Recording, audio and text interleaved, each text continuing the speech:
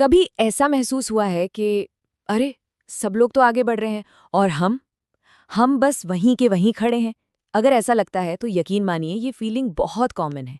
आज हम इसी के बारे में बात करेंगे कि ये जो तुलना का जाल है ना, इससे कैसे निकलें और चीज़ों को एक नए, एक बेहतर नज़रिए से कैसे देखें। कभी सोशल मीडिया पे किसी दोस्त की वेकेशन फोटोज देखते हैं या ऑफिस में किसी कलीग के प्रमोशन की खबर सुनते हैं और अचानक से लगने लगता है कि यार शायद हम कुछ कम कर रहे हैं। ये एक ऐसी फीलिंग है जिससे हम सब कभी ना कभी गुजरते हैं। तो ये जो एहसास है ना, ये आता कहाँ से है? असल में ये हमारे सोचने के एक खास पैटर्न से आता है।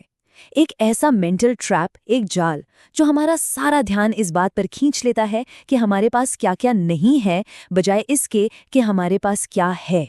ये कुछ ऐसा है जैसे हम अपने दिमाग में एक तराजू लेकर घूम रहे हैं।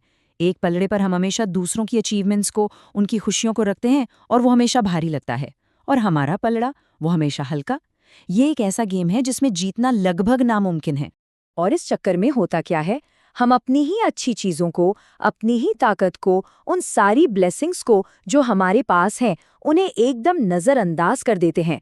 हम उन्हें फॉर ग्रांटेड लेने लगते हैं। लेकिन सोचिए, क्या हो अगर हम जानबूझकर अपना फोकस बदलें, कमी से हटाकर जो हमारे पास है उस पर ले आएं? क्या हो अगर हम अपने दिमाग के घोड़ों को एक बिल्कुल नए, एक पॉजिटिव दिशा में दौड़ाएं? चलिए इसी बात को एक छोटी सी लेकिन बहुत ही पावरफुल कहानी से समझते हैं, जहां से इस पूरे नजरिए को एक नई दिशा मिली।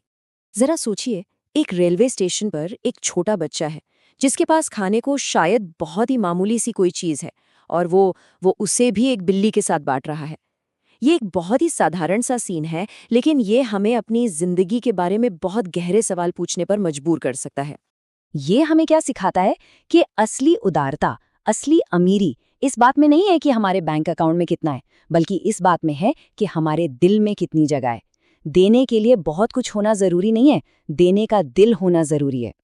और यहीं से वो बड़ा सवाल उठता है, क्या हो अगर हम तुलना का पूरा गेम ही बदल दें? अगर हम ये देखने के बजाय कि दूसरों के पास क्या है जो हमारे पास नहीं, ये देखना शुरू करें कि हमारे पास क्या है जो हम दूसरों को दे सकते हैं। अब जो बात है ना, वो बहुत ही मजेदार और पावरफुल है। ये एक एहसास हमें तुलना करने के दो बिल्कुल अलग रास्तों पर ले जाता है, और मजे की बात यह है कि रास्ता कौन सा चुनना है, ये पूरी तरह से हमारे हाथ में है। मतलब देखिए, हिसाब बहुत सीधा है।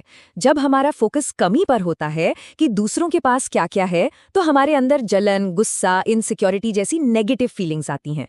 लेकिन जैसे ही हम अपना फोकस प्रचुरता पर लाते हैं कि हमारे पास क्या क्या है, तो वही तुलना हमें कृतज्ञता, प्यार और देने की खुशी से भर देती है। तो असल पॉइंट ये नहीं है कि हम कंपेयर करना बंद कर दें, क्योंकि वो शायद इंसानी फितरत है।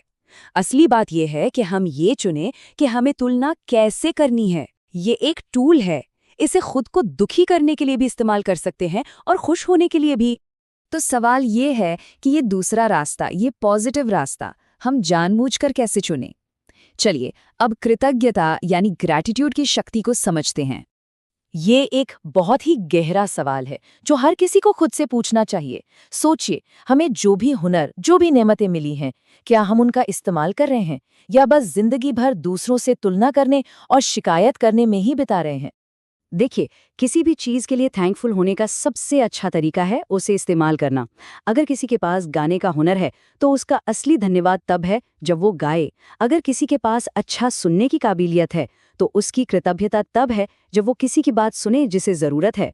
ये एक पॉजिटिव साइकिल बनाने जैसा है। सबसे पहले ये माने कि आपके पास क्या क्या है, फिर उसके लिए सच में शुक्रगुजार महसूस करें। फिर खुद से पूछें, ठीक है, अब मैं इसका क्या कर सकता हूँ, और फिर उसे दुनिया के साथ शेयर करें। तो आखिर में सारी बात आकर एक ही जगह रुकती है, और वो है चुनाव, चॉइस। हम या तो उस अंतहीन तुलना के जाल में फंसे रह सकते हैं, या फिर हम एक सशक्त बनाने वाला कृतज्ञता का रास्ता चुन सकते हैं। सोचिए, दुनिया का सबसे अमीर इंसान, वो भी कोई ऐसा ढूंढ ही लेगा जिसके पास उससे ज्यादा कुछ हो, और अगर उसका फोकस हमेशा कमी पर रहेगा, तो वो सोने के ढेर पर बैठकर भी खुद को गरीब ही महसूस करेगा। जिंदगी एक बेशकीमती तोहफे की तरह है, और दुख, मुश्किलें, वो बस उस तोहफे पर लगने वाला एक छोटा सा टैक्स है। अब अगर हमारा सारा ध्यान बस उस टैक्स को देने पर ही रहेगा, तो हम उस खूबसूरत तोहफे का मजा कब लेंगे? तो अगली बार जब मन में किसी से तुलना करने का ख्याल आए, तो बस 1 सेकंड रुककर खुद से पूछिए, मैं इस तुलना से अपने अंदर कौन सी भावनाएं पैदा करने का चुनाव कर रहा हूं? जलन और दुख या खुशी और कृतज्ञता? चुनाव हमेशा हमारा होता है।